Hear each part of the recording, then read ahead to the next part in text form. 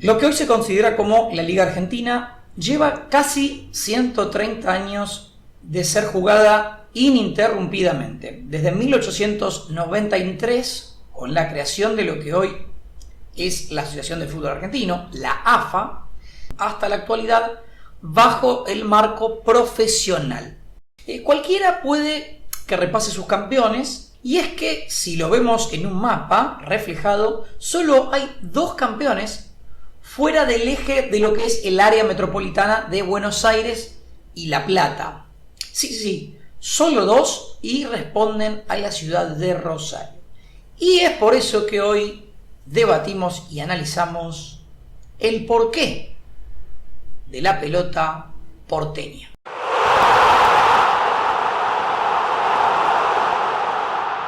Pero para eso haremos un poquito de geografía breve, pero para entender un poquito más todo lo que va a venir en este video.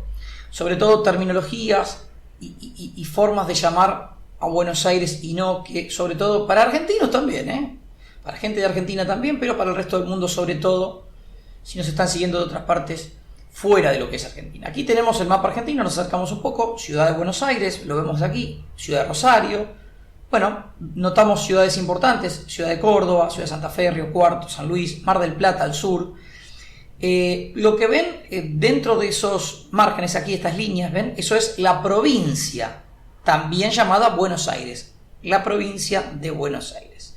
Una provincia de Buenos Aires que llegaba hasta este margen, que está el río Salado allí, hasta hace unos 150 años atrás. Ese era el margen de lo que era la provincia de Buenos Aires. Cada ciudad importante tenía su propia provincia, hasta que, bueno, Argentina, conformada ya como nación, fue conquistando territorios hacia el sur, y por eso la provincia de Buenos Aires se extiende hacia el sur, como se ve netamente. Pero nos acercamos a la ciudad de Buenos Aires y nos vamos a encontrar con una gran mancha gris, que es el área metropolitana de la ciudad de Buenos Aires. Ahí vemos el área metropolitana de Buenos Aires, lo que es el conurbano. Vamos a pasar a este mapa que se ve mejor. Y aquí vemos 4 maneras de llamar a la ciudad de Buenos Aires, al menos las 4 que yo rápidamente se me vienen a la mente. Buenos Aires como tal, como es llamado en todo el resto de Argentina y en el mundo. Buenos Aires. Buenos Aires es la ciudad, ¿sí? Aquí en Argentina, sobre todo en la ciudad de Buenos Aires o en algunas partes del país, cuando se utiliza el término Buenos Aires, muchos tienden a confundir si se habla de la ciudad o de la provincia. La otra segunda manera es CABA, así netamente, o es la abreviatura de Ciudad Autónoma de Buenos Aires. El tercer punto es Capital Federal.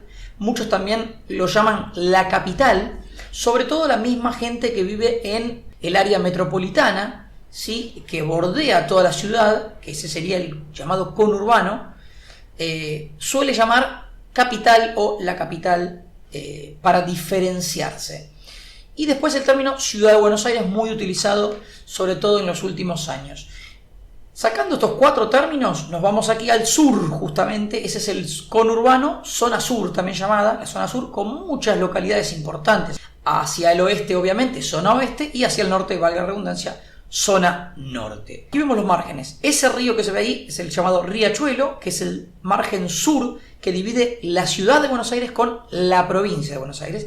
Y esa línea amarilla también es la segunda división creada por el hombre, sobre todo, que es la avenida General Paz, que de avenida tiene más parecido a lo que es una autopista. Pero llamaremos de 2 maneras: GBA, que es Gran Buenos Aires, y AMBA, Área Metropolitana de Buenos Aires.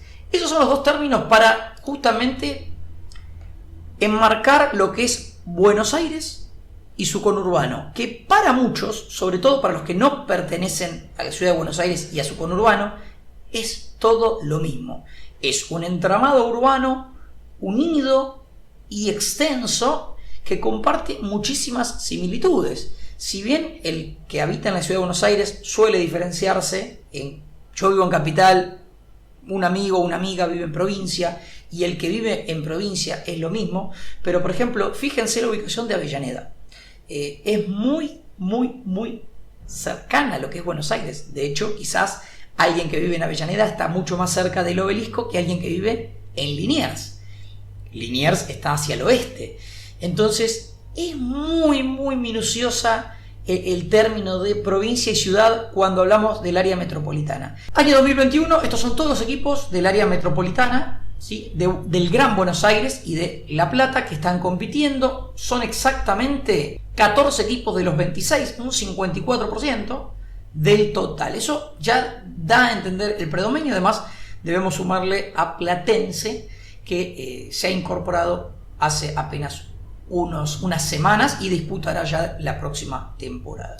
Pero como decíamos, vamos al inicio. 1893, en Buenos Aires nace todo. Pero para entender esto nos debemos remontar a los inicios del fútbol en Argentina, que estaríamos hablando de a mediados de 1800. Los inmigrantes que llegaban desde las Islas Británicas eran en su mayoría trabajadores para las construcciones de los ferrocarriles. Traían como deporte naciente el fútbol, y así fue como lo comenzaban a practicar en sus momentos libres. Desde entonces, escuelas de Buenos Aires, sobre todo escuelas inglesas, comenzaron a practicarlo y a enfrentarse entre sí. Ese crecimiento a gran marcha, combinado con la creciente popularidad, llenó de nuevos clubes las ciudades del país. Entre los más conocidos, hoy en día, Gimnasia y Esgrima de La Plata, Rosario Central, el Quilmes Atlético Club, Banfield, entre otros. Esos fueron los que nacieron a fines de 1800. Ahí comenzarían las competencias entre ambos, para lo cual comenzarían a gestarse ligas, asociaciones o federaciones. Por lo cual tenían siempre esas ligas un epicentro en una ciudad importante y abarcaban por lo general las localidades de la zona. Es por eso que la Liga de Buenos Aires agrupaba las ciudades cercanas de Lomas de Zamora, Campana, Lobos, La Plata y otras ciudades más, de lo que hoy en día ya algunas serían parte del conurbano. En 1891 arranca en Buenos Aires la Argentine Association Football League. En 1903 cambiaría de nombre, en 1912 se castellaniza su nombre, pero mientras todo esto ocurría en Buenos Aires y sus localidades próximas, en el resto del país también se popularizaba. En muchos casos, trabajadores del ferrocarril que llevaban el nuevo deporte a las distintas localidades. Y fue así como comenzaron a crearse clubes y ligas o federaciones a partir de los inicios de 1900, ¿sí? En distintas ciudades: Rosario, Córdoba, Santiago del Estero, Santa Fe, Bahía Blanca, Mar del Plata, Salta, y así fueron creándose. ¿Cómo podemos observar en este mapa? Aquí vemos el mapa de Argentina con todas las ligas y federaciones, recuerden, nucleadas en una ciudad, que permitían la participación de clubes de esa ciudad y de sus alrededores.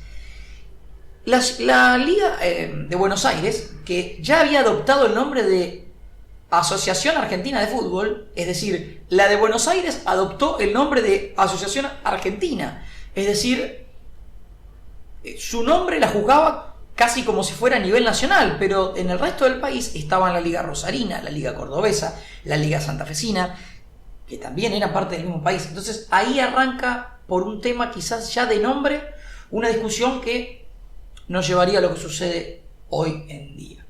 Claro está que es similar a lo que sucedió en Brasil. Argentina es el octavo país más extenso del mundo, y para aquel entonces las grandes distancias que habían, que son las mismas de hoy en día, obviamente, imagínense hace 100 años atrás, 110 años atrás.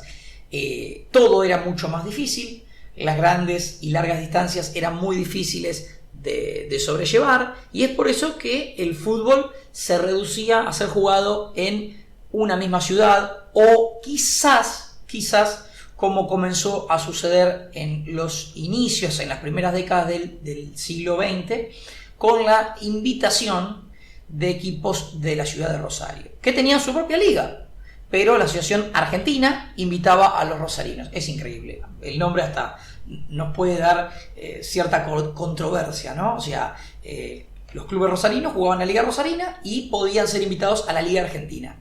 Es curioso, es curioso. Recordemos que en 1931 el fútbol de Buenos Aires, que continuaba en pleno auge y popularidad, ya con varios campeonatos jugados, siempre con equipos, recuerden, de la ciudad de Buenos Aires y sus alrededores, fue mutando de nombre, tuvo asociaciones disidentes, hubo una gran discusión entre el profesionalizar el fútbol o no. Hasta hubo un llamado amateurismo marrón, que era el profesionalismo encubierto, es decir, a los jugadores varios clubes comenzaban a pagarle, pero no estaba oficialmente blanqueado. 3 años más tarde, en 1934, las dos ligas, en ese momento había una liga disidente y una liga obviamente bancada, entre comillas, por la Asociación del Fútbol Argentino, se unifican para quedar bajo una misma órbita, la AFA, justamente, que hasta hoy en día se mantendría como único ente madre. Y así comenzó, obviamente, el fútbol profesional, bajo un mismo ente llamado AFA. El campeón argentino siempre era de Buenos Aires. Ninguna ciudad del resto del país podía competir por ese título, mientras en ciudades como Formosa, Río Cuarto, San Juan, Mar del Plata, Salta, Catamarca, San Rafael, Corrientes, se jugaban ligas y habían campeones que ganaban anualmente esas ligas, sobre todo equipos que a nivel local eran realmente buenos, pero no tenían la posibilidad de competir en la AFA y de lograr un título argentino. Entonces, aquí ya comienza este llamativo tema que a mí me lleva a hacer este video. El profesionalismo de Buenos Aires comenzó a tentar a varios clubes, y es así que recién en 1939, tras varias reuniones, autoriza la AFA a los dos clubes más fuertes de Rosario a formar parte del campeonato argentino, llamado por ellos campeonato argentino en sí. Es por eso que Rosario Central y Newell's Old Boys en 1939 se sumarían a la primera categoría de la AFA. Es decir, por primera vez dos equipos fuera de el eje Gran Buenos Aires-La Plata, porque siempre La Plata estuvo dentro de ese eje, podían sumarse a la competencia. En 1940, la AFA, al año siguiente, también aceptaría la petición de los dos clubes santafesinos, de la ciudad de Santa Fe, Colón y Unión, pero les diría bienvenidos, pero van a ir a jugar a la categoría B. Allí estuvieron casi más de 25 años exactamente. Colón lograría el ascenso en 1965 y Unión en 1966. Pero ahí llegaría el gran quiebre, año 1968, la evolución de las comunicaciones, del transporte, de la popularidad del fútbol y de la demografía hicieron entender a la Asociación del Fútbol Argentino, basada en Buenos Aires, que el resto del país también era Argentina, con ligas y federaciones que ya venían disputando hacía varias décadas sus propios campeonatos.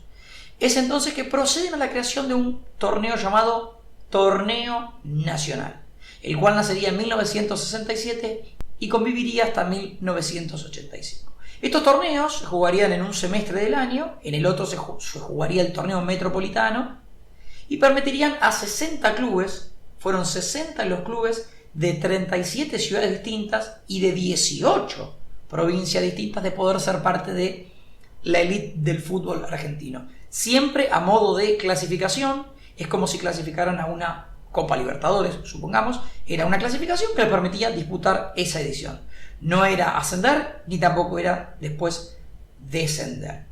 Es así como el resto del país, sacando obviamente a Rosario y Santa Fe, que ya lo estaban haciendo anualmente, pudieron incorporarse y pudieron disputar por primera vez los llamados, hoy en día irreconocidos, torneos argentinos. Talleres de Córdoba en 1977, Unión de Santa Fe en 1979 y Racing de Córdoba en 1980. Esa transformación generó, acompañado por la construcción de estadios, recordemos que hubo una explosión de popularidad futbolera con la que se vivió el pre y el post Mundial 78 aquí en Argentina, y eso generó que en 1980 se acoplen a los torneos de AFA, ¿sí? Talleres de Córdoba, y después llegaría también el resto de equipos cordobeses como Instituto, Belgrano, Racing también de Córdoba. Hablamos de 3 equipos de Córdoba.